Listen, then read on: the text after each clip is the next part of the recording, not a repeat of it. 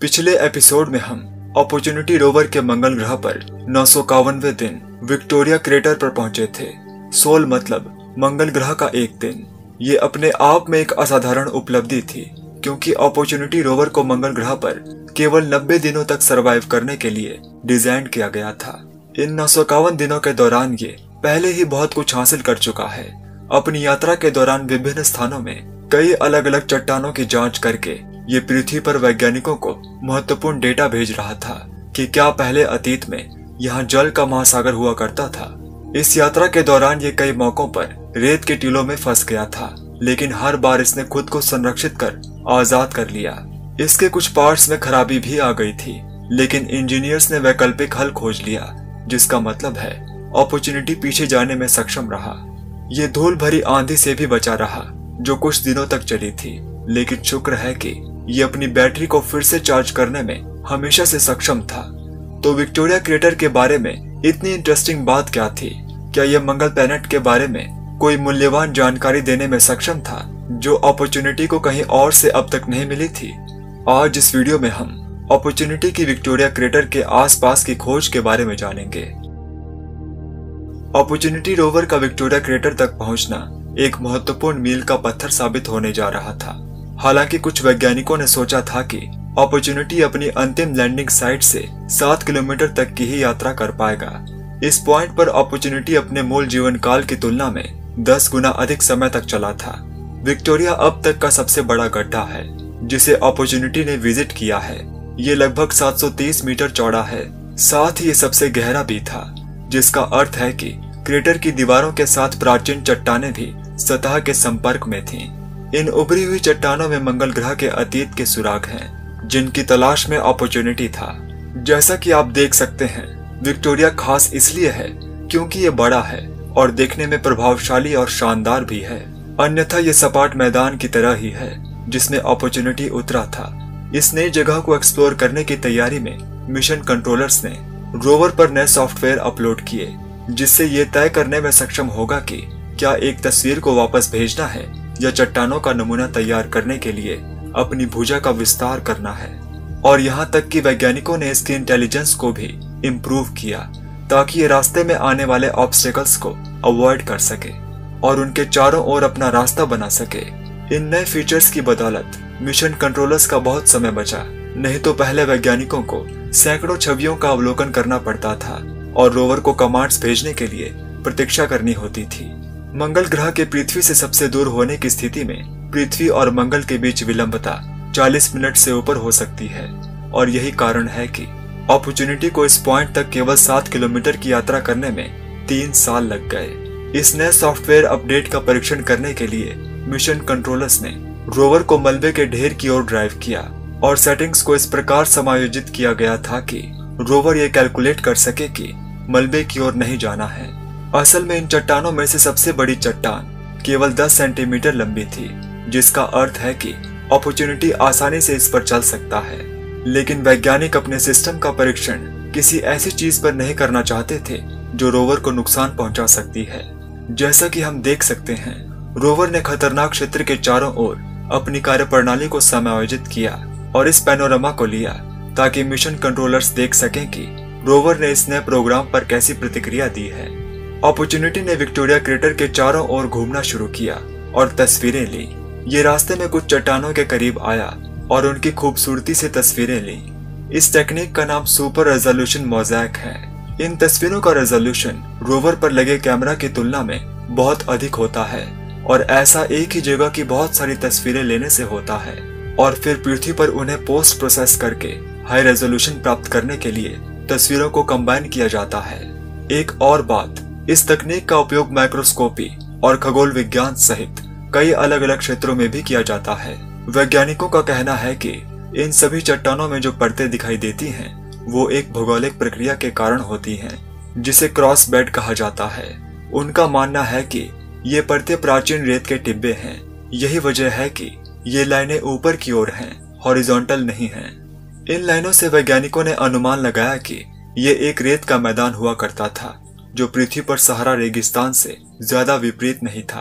अब जबकि यह साइंस डेटा बहुत उपयोगी था, तो मिशन कंट्रोलर्स को मुख्य रूप से गड्ढे के तल तक एक रास्ते की तलाश थी और यहाँ उन्हें एक रास्ता मिल भी गया।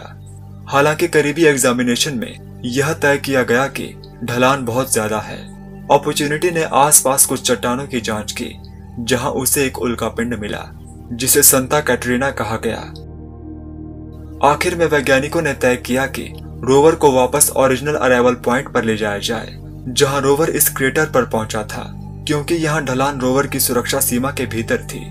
साथ ही जमीन समतल और उभरी हुई चट्टानों से बनी थी, जिसका अर्थ है कि इसमें ज्यादा फिसलन नहीं होगी। 28 जून 2007 को यानी मंगल ग्रह पर मिशन के 1200वें दिन अपॉर्चुनिटी ने ढलान से उतरने के लिए खुद को तैयार किया। रोवर ढलान से उतरने के लिए शीर्ष पर था कि तभी एक बड़ा धूल का तूफान आया जिससे सूरज की रोशनी 96% तक कम हो गई। यह सुनने में जितना बुरा लगता है उतना बुरा नहीं है, क्योंकि धूल भी रोवर की तरफ कुछ धूप बिखेरती है, जिसका मतलब है कि ये साफ आसमान वाले दिनों में सामान्य रूप से पैदा होने वाली 700 वाट पावर की तुलना में मुश्किल से लगभग 128 वाट पावर पैदा कर ही रहा था। लेकिन सौर ऊर्जा से चलने वाले रोवर के लिए ये बुरी खबर थी। रोवर को चालू रखने के लिए इस तरह का पावर लेवल पर्याप्त नहीं है। वास्तव में पावर लेवल 150 वाट से नीचे होने का मतलब है कि बैटरी सपाट चलना शुरू हो जाती है। इसलिए जब तक कि तूफान खत्म नहीं हुआ तब तक ऑपरेशंस में काफी कटौती की गई और अपॉर्चुनिटी को पृथ्वी से 3 दिन में केवल एक बार कम्युनिकेट करने की कमांड दी गई, क्योंकि यदि बैटरी सपाट चलती है तो रात के दौरान प्लेनेट पर भयानक ठंड के कारण अपॉर्चुनिटी पर मौजूद कंपोनेंट्स को नुकसान हो सकता था। आमतौर पर मोटरों में हीटर्स होते हैं जो बैटरीज द्वारा संचालित किए जाते हैं ताकि मोटर को गर्म रखा जा सके। अगर बैटरी सपाट चलना शुरू कर देती है तो रात और दिन के बीच अत्यधिक तापमान को बैलेंस करने के लिए कुछ भी नहीं होगा। भूमध्य रेखा पर दिन के समय तापमान 20 डिग्री सेल्सियस तक पहुंच जाता है और वहीं रात के समय तापमान -75 डिग्री सेल्सियस तक गिर जाता है, जो सेंसिटिव कंपोनेंट्स को नुकसान पहुंचा सकता है। इस तापमान में परिवर्तनशीलता का कारण है मंगल ग्रह का वातावरण। मंगल ग्रह पर वातावरण है, लेकिन यह पृथ्वी की तुलना में 100 गुना पतला है, जिससे यह दिन के दौरान अवशोषित होने वाली गर्मी को बनाए रखने में कहीं भी अच्छा नहीं है। चलिए बैटरीज पर वापस चलते हैं। अगर बैटरीज क्रिटिकल लेवल पर पहुंच भी जाती है तो भी अपॉर्चुनिटी कम बिजली में यात्रा करने के लिए डिजाइन किया गया था। इसके लिए यह मूल रूप से रोवर की बैटरीज को डिस्कनेक्ट कर देगा और रोवर की सबसे आवश्यक प्रणाली स्लीप मोड पर चली जाएगी और फिर ये अपनी बैटरीज को वहां उपलब्ध सूर्य के प्रकाश से ही चार्ज करने की कोशिश करेगा।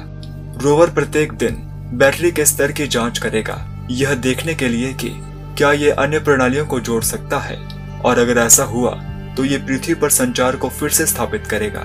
इस कम बिजली मोड का मतलब हो सकता है कि रोवर मौजूदा सिचुएशन के अनुसार केवल कुछ दिनों के लिए स्लीप मोड में जा रहा है, लेकिन ये अभी भी हफ्तों या महीनों तक चल सकता है। तूफान के दौरान संभावना है कि भले ही रोवर वापस चालू हो जाए, लेकिन इसके कंपोनेंट्स टूट सकते हैं और ये किसी भी तरह काम नहीं कर पाएगा। चलिए विक्टोरिया क्रेटर पर आए इस सबसे बड़े धूल के तूफान पर वापस चलते हैं। 28 जून से शुरू हुए इस तूफान पर मिशन कंट्रोलर्स ने शुरुआत में सोचा था कि यह केवल 1 सप्ताह तक चलेगा, लेकिन 15 जुलाई तक तूफान अपने चरम पर पहुंच गया था। ये तूफान के समय की तस्वीरें हैं और जैसा कि आप देख सकते हैं कि ये तूफान समय के साथ कैसे गहराता गया। शुक्र है कि धूल के तूफान की गंभीरता इस बार कम बिजली की प्रॉब्लम को ट्रिगर करने के लिए पर्याप्त नहीं थी। हालांकि रोवर थोड़ी देर के लिए स्लीप मोड पर चला गया था, जो चिंताजनक था। आखिरकार 21 अगस्त या 1271वें दिन तक तूफान काफी हद तक साफ हो चुका था और फिर अपॉर्चुनिटी ने आगे बढ़ना शुरू किया। सोल 1291 अपॉर्चुनिटी अंततः गड्ढे की भीतरी ढलान में प्रवेश करता है, लेकिन जैसा कि रोवर ने पिछले गड्ढे में भी किया था, प्रवेश करने के ठीक बाद रोवर फिर से ढलान से पहिए की फिसलन की मात्रा का आंकलन करने के लिए रिवर्स बैक आ गया। रोवर ने फिसलन की मात्रा का आंकलन किया और पाया कि यह व्हील स्लिपेज सीमा से 40% अधिक है, इसलिए रोवर अपने स्थान पर ही रुक गया। डिसीजन लेने के 2 दिनों बाद मिशन कंट्रोलर्स ने परवाह किए बिना आगे बढ़ने का फैसला किया और इस विशाल गड्ढे में एक बड़ी खोज शुरू हो गई। जैसे ही रोवर क्रेटर में उतरा, इसने दोनों ओर चट्टानों की कुछ तस्वीरें ली। रोवर द्वारा ली गई ये तस्वीर दिखाती है कि रोवर कैसी ढलान पर खड़ा है। मेरे अनुमान से यह रोवर लगभग 20 डिग्री पर खड़ा है।